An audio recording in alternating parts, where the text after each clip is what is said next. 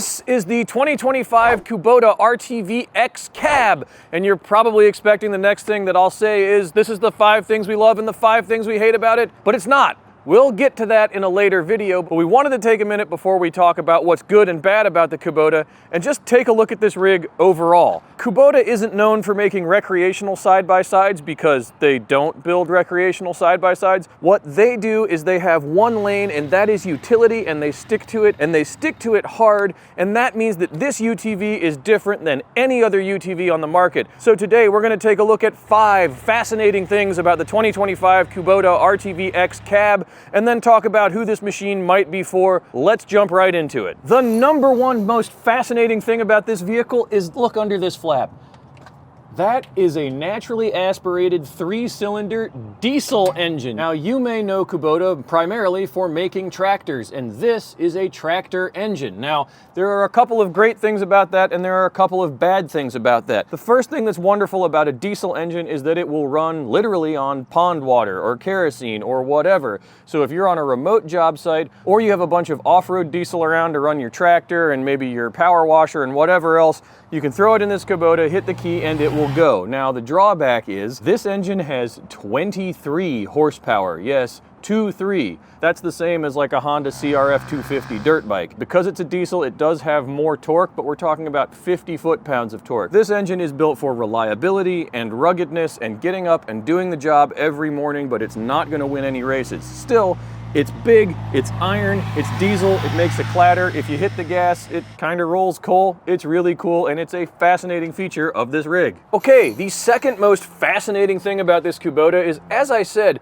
they have one lane and it is utility. And generally on utility rigs, you're talking about the barest bones, fewest creature comforts you can imagine, just a literal tin donkey. But because this thing has glass front, back, and side to side, that means that there's the opportunity to put air conditioning in it, and Kubota took it. Here on the passenger side, you have vent controls, you have an AC on-off button, you have fresh air or recirc, you got cold, hot, and you got fan speeds. And that means that when you're out on the farm or out on the job site, whether it's the depths of winter or the height of summer, you can stay comfortable and cool in the cab. And that's not just about creature comfort. When you're working really hard, regulating your temperature is extremely important, especially in the summer. You can overheat and get dehydrated very easily. And for your utility rig to be your refuge to get out of the heat and cool off is a really wonderful thing. It's great that Kubota thought of that, and it is one more fascinating point of this rig. Number 3, it has solid metal doors. Like, check these suckers out. Come in here. First of all, they weigh a lot. Most side-by-sides have plastic doors. That's steel.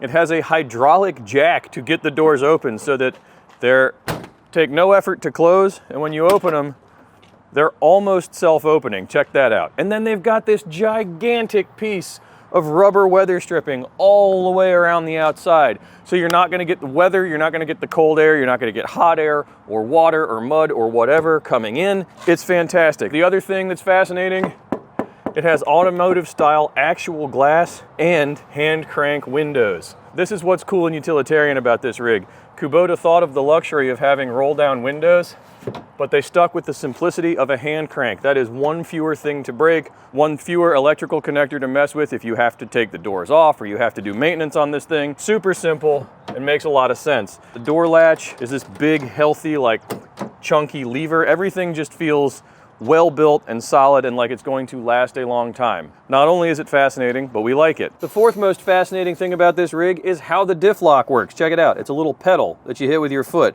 There's no button in here. It's just mechanical. If you want to turn the diff lock on real quick, you can just stomp on it with your heel. When you want the diff to unlock, you just let it go.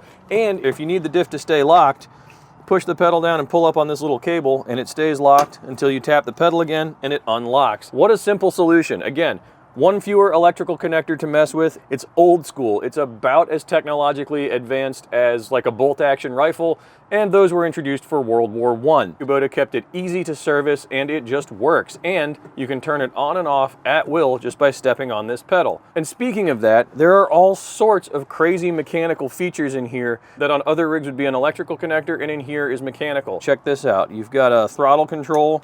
You can do rabbit or turtle, just like a lawnmower, and you just pull up on this little lever to do it. There's no drive mode switch. You have drive modes, but they're operated by a lever which pulls a lever on the throttle and gives you a little bit more idle. Another cool mechanical feature, the parking brake.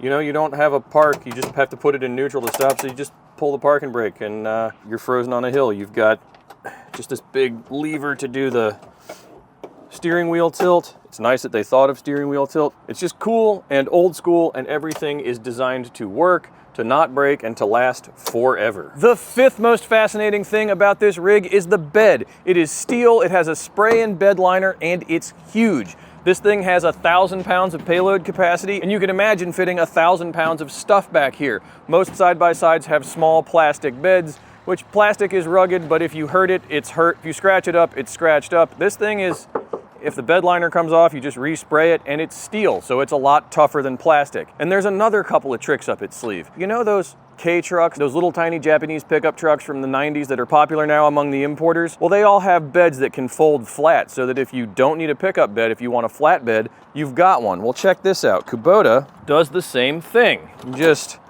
undo these latches, pull the cables off, and you can fold the bed sides down, and now you got a flat bed. So if you've got something that you don't want to lift over the sides of the bed, or you just want to throw something that's longer than the bed is wide on here, now you got a flat platform to do it, and there are these super nice steel tie downs to hold everything in place. Now the last fun thing about the bed is in here. This Kubota has an electric over hydraulic dump bed, and I'll show you that working in a minute. You have to turn the rig on to do it, and it's a little loud. But what I came in here to show you was really how the dump bed works. See, it's this big lever. Like everything I said is big and mechanical in here. Same with the dump bed, but that's a lever you could easily accidentally grab or move and dump the bed when you don't want to.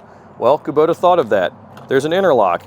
It's literally just a gate hinge. Flip it over there. Your bed can't dump.